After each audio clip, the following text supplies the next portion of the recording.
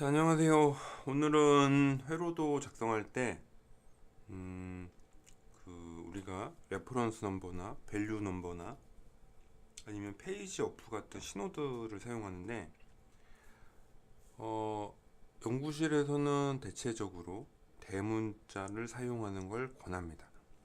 그래서 그 관련된 이유와 실제 회로도의 적용이 어떻게 되었는지 한번 살펴보는 시간을 가져보겠습니다.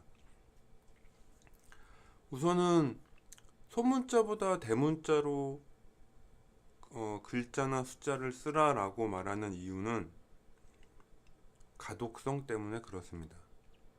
이게 대소문자가 섞여 있는 경우 생각 외로 글자가 잘 판독이 안 되는 경우가 많아요. 그게 무슨 얘기냐면 예를 들어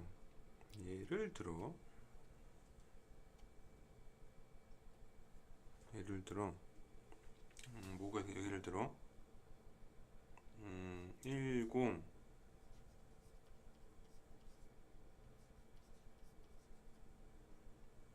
요런 값이 있다고 쳐보죠.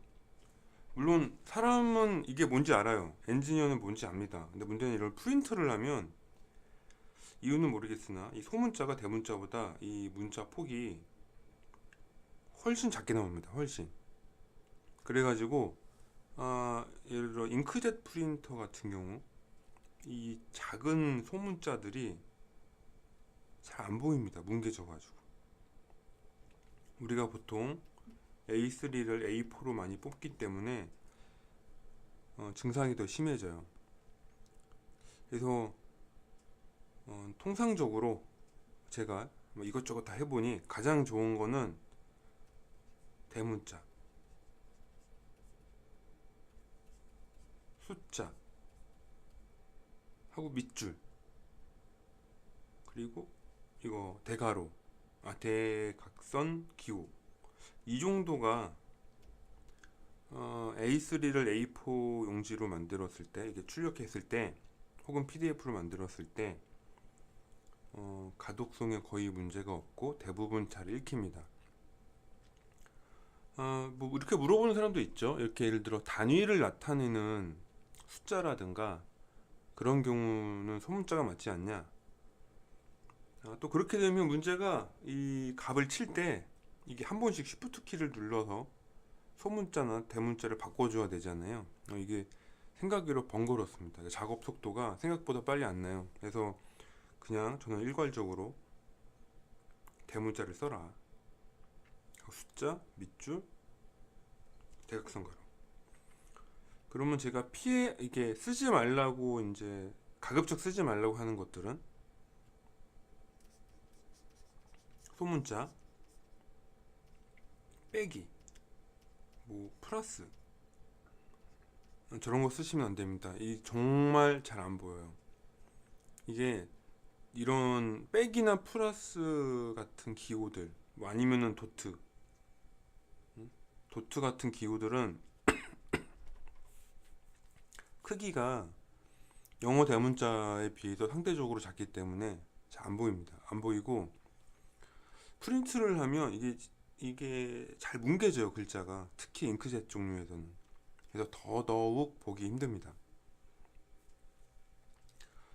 기타 뭐 가로 같은 거, 사실은 지금 제가 말하고 있는 이 기호들이 써도 무방은 해요. 써도 아무 문제 없는데 저는 이런 걸 쓰지 말라고 권하는 거예요. 저희 연구실 룰상.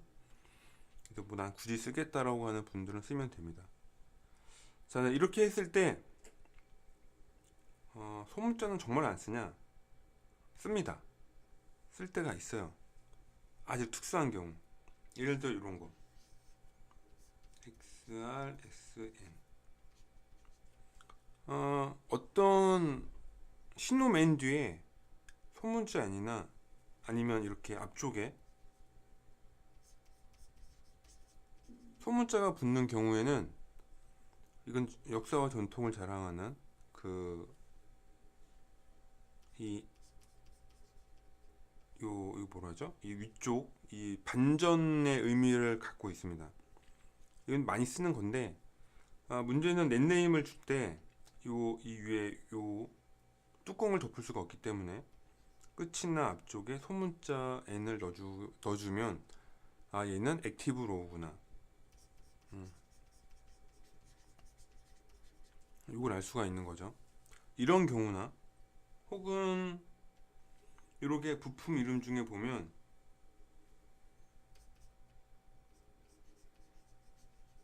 써멀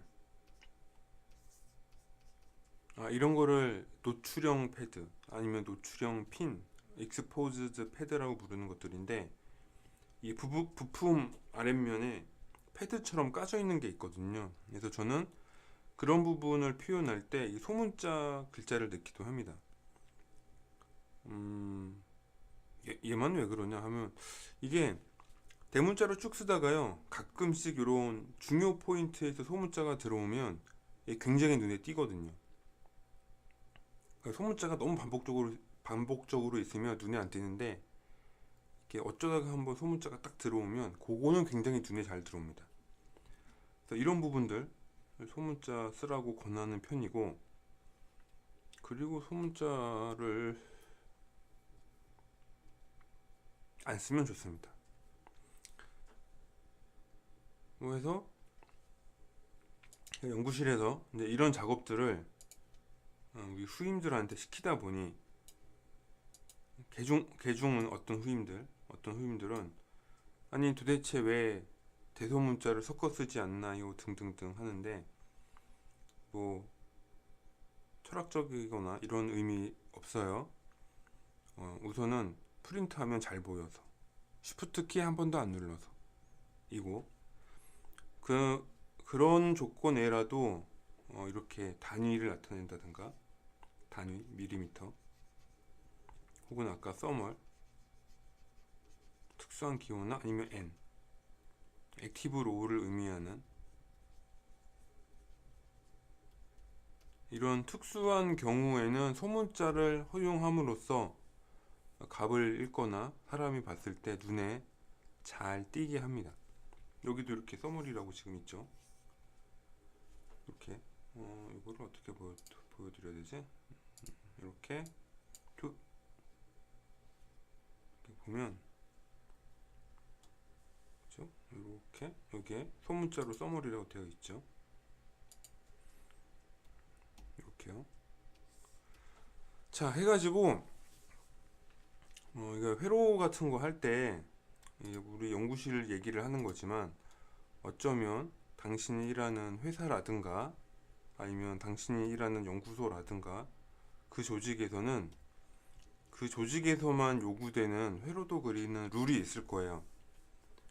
처음에는 이상할 수도 있겠지만 분명히 그 룰은 어떤 선임자가 그 회사의 경험을 쌓아서 만든 룰일 것이고 그런 거를 존중할 필요는 있다고 봅니다. 기본적으로 전자회로 설계를 하지만 대명제 정도라고 할까나? 현장에서 통하는 법이요. 내가 아무리 뭐 잘 알고 뭐 경험이 많고 전문가를 하더라도 현장에서 통하는 룰을 어느 정도는 존중해 줄 필요가 있다고 봐요. 그런 룰에다가 나의 생각을 좀 더 좋은 방향으로 발전시키는 거죠. 자, 그래서 요약을 하면